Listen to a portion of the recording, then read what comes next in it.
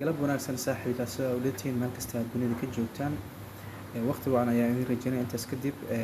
fadlan haddii aad daawashada ku ismaanta channelka soo booqato subscribe saaro si aad u noqoto markasta daawada ugu horreeya intaas kadib fadlan shaxda markay kusoo gaartaan daawo inaad wax ka saacdaysa inaad meelaha qaar salaada wax ka bedel ku fiican inaad wax ka bedesho intaa kadib maanta maadaama ciyaaro badan aysan jirin balse waxaan idin soo xulay 6 kooxood sida ujeedaan 6 kooxood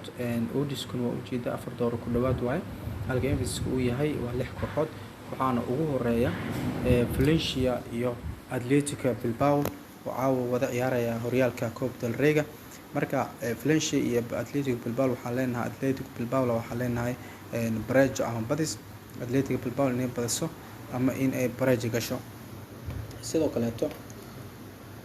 kulanka labaad wuxuu noqonaa Real Madrid iyo Atletico Madrid oo sidoo kale Spanish Copa del Rey in wada ciyaaraya Real Madrid oo home ah iyo Atletico Madrid oo away ah ayaa wada ciyaaraya marka Real Madrid sidoo kale waxaa leenahay Braga ama badis kulanka saddexaad Bagos iyo kooxdan kale oo ka soo xulay Portugal Premier League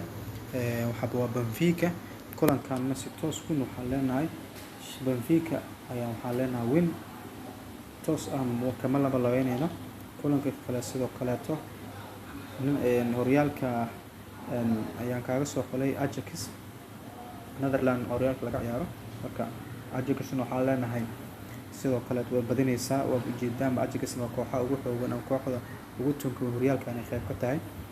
kulanka shanaad waa Lamia kooxda qoranta Greek aan kaaga soo xulay Greek way marka Lamia kooxdan kale idan waxaa leenahay Lamia badinayso guud ahaan ciyaarta kulanka ugu dambeeyay waa UTS Rabat kooxdan iyo kooxdan kale marka waa kaaga soo Morocco kaaga soo xulay marka kooxdan waxaa leenahay UTS Rabat qoranta waxaa leenahay Braga ama Barcelona ama inay badiso ama inay Braga gasho marka guud ahaan shaxda 6 kooxood halkaas ayaan ku soo guuleynaynaa koodkana waa kana fadlan adigana markay ku soo gaarto horay kala ordin daawo inaad daawato markasta waa muhiim intaasna waa iga talo aad baa u mahadsantahay saaxiibayaal guuleysta maalin wanaagsan mar kale